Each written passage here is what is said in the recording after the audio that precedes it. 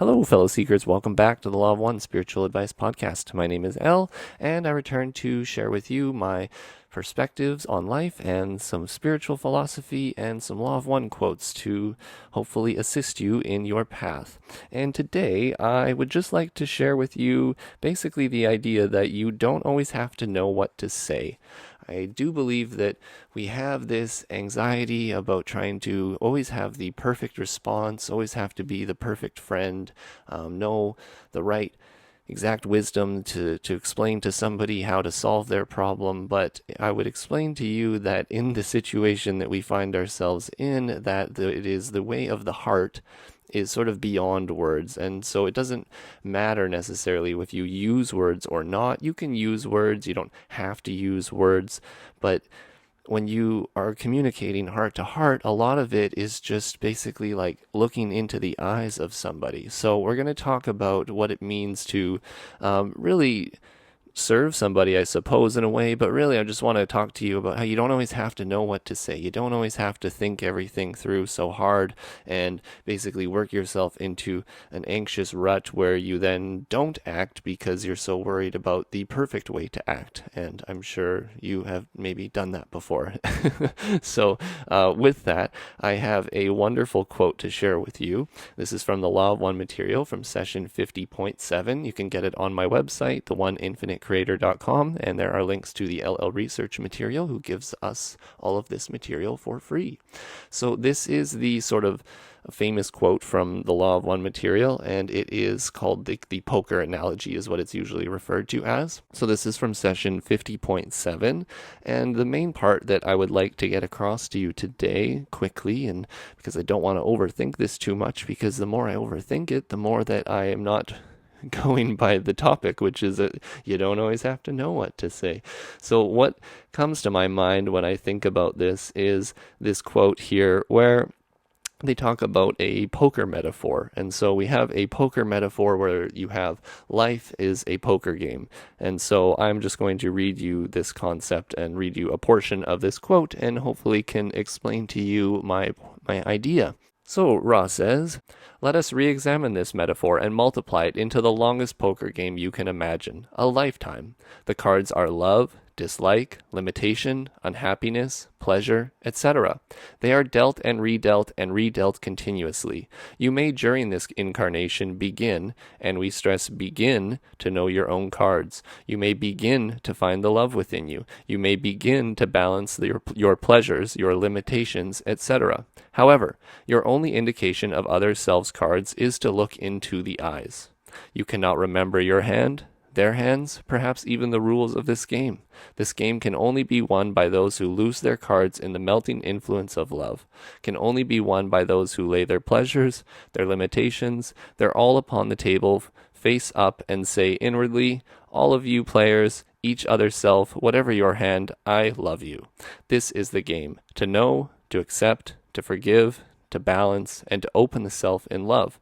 End of quote. You may see, get the feeling, at least from me reading that to you, the expression that I'm trying to get across to you, which is that in this third density, our salvation is, this is from another quote actually, so I might as well just throw it in right now. This is from session 42.6. The salvation in third density is compassion. And we are in third density right now, which means that sort of to graduate, or maybe the rules of this game, you might say, is the rules of the game are compassion. And so as you sort of exercise the heart muscle and learn the ways of love and the ways of compassion, you are sort of doing as they're stating here and laying your cards down on the table and stating, it doesn't matter what your cards are, I love you.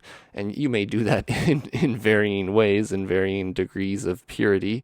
Going back to the poker analogy, let's highlight a couple of things. So once again, you don't always have to know what to say. So I'm kind of trying to get at when you are speaking to another individual, you are wanting to serve them, you're wanting to do well for them. So these things, if you keep in mind that you're going to be going through this yourself, we all go through this. I think this is another thing that is a pitfall that we often deal with, is that we think that we are the only ones to suffer.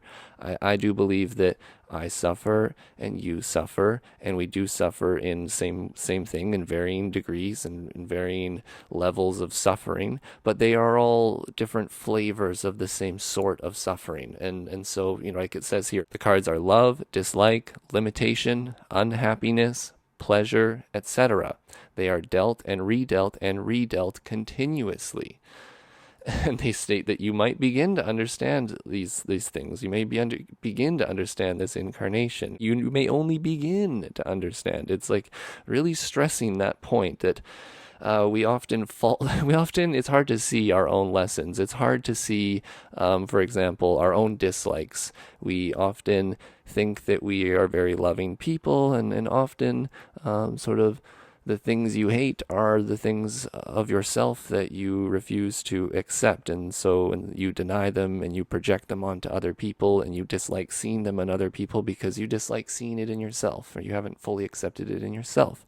And then they talk about limitation. There's obviously lots of cards of limitation that you're dealt in ill health. And, that's sort of just the common one and the main one that would come to mind. You could be dealt the card of unhappiness and depression and anxiety, and you can be dealt the cards of pleasure, and obviously going down the road of too much pleasure. These are all sort of flavors that we all deal with, like pleasure and addiction. Obviously, these are the same sorts of things, right? So we all deal with these cards, and we can totally compare cards of oppression and play the oppression Olympics, that I suffer more, you suffer more, blah, blah, blah, blah, blah. But the idea here is that, hey, we lay down our cards. This is a game that's not necessarily to win, and how would you win? Is you win by, sort of laying down, right? Even when they say lay down, that is like letting go. Let go of the cards. Let go of your limitations. Let go of your pleasures. Let go of the ego, even all of the wonderful things about yourself. Just let them go. And when you put the cards down on the table, hopefully you laying your cards down can open the channel and open the opportunity to have the other person to lay their cards down. I think that's a common thing too, that often people falter with, is they sort of want the other person to act first. But this service to others thing is about being vulnerable. So often you have to lay your cards down first, with meaning being honest, vulnerable, sharing things about yourself that maybe are a little bit scary, and maybe you weren't sure if you should go down that path, but you do. And when you do that, you'll find other people are more willing to show you their cards, and to maybe lay their cards down, and to be willing to accept you for how you are. And together we can reflect in each other's beingness, and we can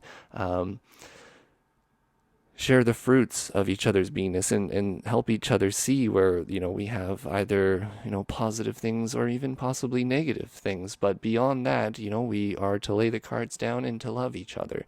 And that is beyond words, which is my point with all of this, is you don't have to know what to say, because they state here, you may begin to balance your pleasure, your limitations, etc. However, your only indication of other self's cards is to look into the eyes.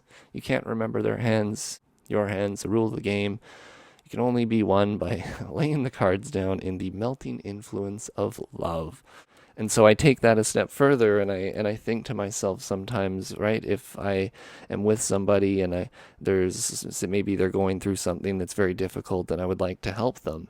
And sometimes the suffering is so immense, right? Somebody's lost somebody very close and important to them that's just beyond, like, what are you going to say to them? What are you going to say that's going to help them, right? Are you going to give them some spiritual philosophy that's going to make them feel better about, like, their husband or their wife dying, right? Like, you could have some very terrible situations that happen to people, and what do? You hug them, you be there with them, you just be present to be like a brother and sister of sorrow. Sometimes there's no words to help someone. Sometimes it's just to be there, to be company, to be that heart that vibrates beside them, to offer the strength that maybe they don't have, right? Help them to sort of just break down and you can just hold them. And right, as this is another thing about service to others, is that as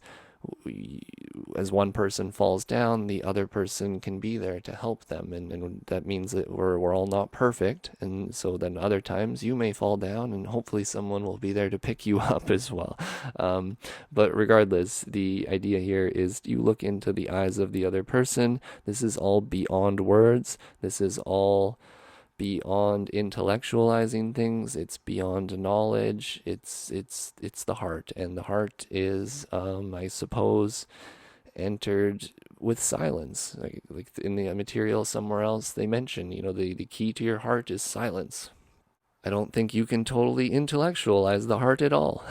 In fact, like, you might be getting some vibrations from me, from these words, and you can feel my heart in my voice, but it's really not the things that I'm saying per se. It's the things that I'm saying, and the way that I'm saying, and the tone that I'm saying, and the passion with how I'm saying it as well, and all of these things sort of mixed together to give you a feeling of the energy of who I am, and my heart, I suppose. And so that I will sort of lead into the last thing that I'd like to share with you, which helps me sort of go with the flow and be in the moment, and not always having to worry exactly about what to say. And that is to consider the odd circumstances of your life and consider them well. And so this is a quote from Ra, and it is from session 8.1. This is just a section of the quote, but it is the section that is relevant. So they say, consider, if you will, the path your life experience complex has taken. Consider the coincidences and odd circumstances by which one thing flowed to the next. Consider this well. Each entity will receive the opportunity that each needs. End of quote. So with that, you might call that synchronicity, you might call that oneness, unity, perfection, whatever you would like to call it. The beginning is the end. What was it? This is funny, it's coming to me. This quote that I put in my grad book from Modest Mouse. It is, the universe is shaped exactly like the earth. If you go straight long enough, you end up where you were. So there's a million metaphors for it. Coincidences are not necessarily coincidences, right? They say, consider the coincidences and odd circumstances by which one thing flowed to the next. Consider it well. And you consider that in your life. I mean, I consider my life, the way I sort of think of that is that all the mistakes, all the terrible things where I thought I screwed up and, made horrible mistakes in my life, they seemingly brought me where I am right now, and I'm not in the worst necessary place I could be. I'm pretty thankful and grateful for the person that I have become, and therefore, yeah, a lot of odd circumstances have brought my life experience to where I am, but it is a place that I am grateful, and my heart is beating, and so what more can I ask for? And so that obviously just helps me when I'm trying to serve other people and trying to just interact even with the general world, with being a sort of wanting to do well person. It can sort of cause anxiety in that regard. And so that is what I do, is I try to think, don't always need to know the perfect thing to say. Don't always need to know the perfect reaction. If I don't know the perfect thing to say, I will just attempt to think about whatever comes to my heart, or just be there with them and show that with a hug, a eye-to-eye sight, just a non-ignorance of someone, right? Like, if you just, so a lot of people, whenever they come up with a difficult topic, a difficult emotional thing, just sort of leave the person or give up and walk away or try to avoid them. And, that's fair. We all have to protect our energy to a certain degree. But if you are willing to want to interact with, somebody that is suffering in that way, it can be a little overwhelming, always not knowing the perfect way to act and the perfect person to be. And so I will let you know that it is you who is a unique person, a unique vibration of this universe, and there is no other that is like you. You are a portion of infinity, and therefore There is no words that I can use to describe to tell you how you are slightly different from anyone else, but there is only something that you can bring this universe that nobody else can. And so whatever that is, it doesn't always have to be words, it doesn't have to be intelligent, it doesn't have to be wonderful and sparkly and beautiful to everyone. It can just be the dirty, mucky you, the raw you that is just wanting to be of service. And often, if you attempt to be of service, people can feel it, even when you don't have anything to say. You can even just say that. Oh my God, that's so terrible. I don't know what to say. I'm so sorry. Is there anything I can do? Can I hug you? Is like, just go the little extra maybe, or most people would cut off. That's what I like to do. If you try to go that little extra over the social norms of where most people are just being polite and saying, oh no, I'm fine. But, just go a little further step than that. You can sort of crack somebody open, right? Like I was saying before, you be a little vulnerable, share a little something about yourself, maybe sometimes helps the other person. But at the same time, right, other people may not want your help either. There's always these unique possibilities and unique circumstances that we have to balance within ourselves as we do this. But yeah, this was originally came to me just because I was trying to help somebody who is, wanting to help other people at work and be of service to them. And they sort of always like, oh, what do I say? What do I do? And I don't always think that you have to fully think these things out completely. Sometimes the spontaneousness of yourself and the spontaneousness of your heart and your mind working together can create some wonderful magic. And like, I said before, the beauty of it is that even if you fail, there is no necessarily failures. There are odd circumstances and coincidences, but one thing will eventually flow to the next, as is the nature of unity. All will eventually be reconciled, and so you need not worry about every aspect of infinity. You just have to worry about being you, really, is the essence of it. So thank you guys so much. I would like to try to make this a quick one today. I thank you so much for listening. If you appreciate my service, please give this podcast a like. Make sure you subscribe to the podcast. I notice only like half of the people sometimes that listen or subscribe. That's crazy. I appreciate you listening, and I appreciate all the Patreon subscribers and the people that shoot me a one-time PayPal here and there. It's extremely appreciated.